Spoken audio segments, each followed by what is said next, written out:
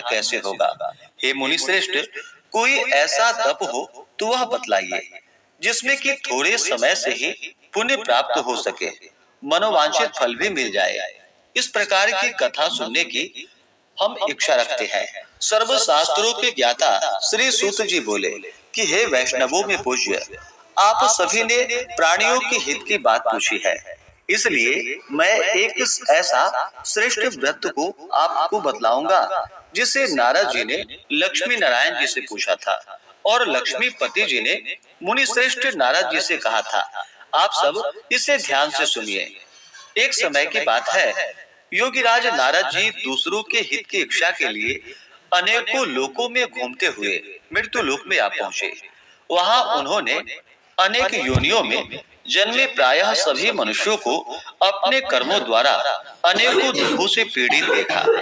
उनका दुख देखकर नारद जी सोचने लगे, ऐसा क्या यत्न किया जाए जिसके करने से निश्चय रूप से मानव के दुखों का अंत हो जाए। इसी विचार पर मनन करते हुए विष्णु लोक में गए। वहां वह देवों के इष्ट नारायण की स्तुति करने लगे, जिनके हाथों में शंख, चक्र, गदा और पद्म थे, गले में वरमाला पहने हुए थे।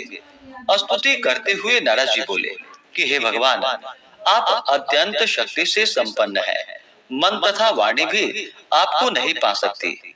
आपका आदि, मध्य तथा अंत नहीं है। निर्गुण स्वरूप सृष्टि के कारण भक्तों के दुख को दूर करने वाले हैं। आपको मेरा नमस्कार है।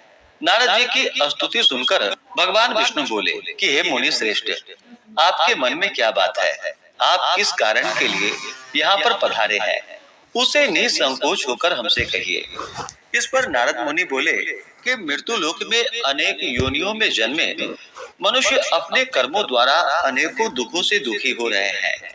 हे नाथ, आप मुझ पर दया रखते हैं तो यह बतलाइए कि वो मनुष्य थोड़े प्रयास से ही अपने दुखों से कैसे छुटकारा पा सकते हैं। भगवान श्री हरि बोले कि हे नारद, मनुष्यों की भलाई के लिए तुमने बहुत ही अच्छी बात पूछी है, जिसके करने से मनुष्य मुंह से छूट जाता है। वह बात मैं तुमसे कहता हूँ, उसे सुनो। स्वर्ग लोक व मृत्यु लोक दोनों में एक दुर्लभ उत्तम व्रत है, जो पुण्य को देने वाला है। आज प्रेमवश होकर मैं तुमसे वही कहता हूँ। यह व्रत श्री सत्यनारायण भगवान का व्रत है। अच्छी तरह विधान पूर्वक करके मनुष्य तुरंत ही यहाँ सुख को भोग कर मरने पर मोक्ष को पाता है। श्री हरि के वचन को सुनकर नारद जी बोले, उस व्रत का क्या फल है? उसका क्या विधान है? यह व्रत किसने किया था? इस व्रत को किस दिन करना चाहिए? सभी कुछ विस्तार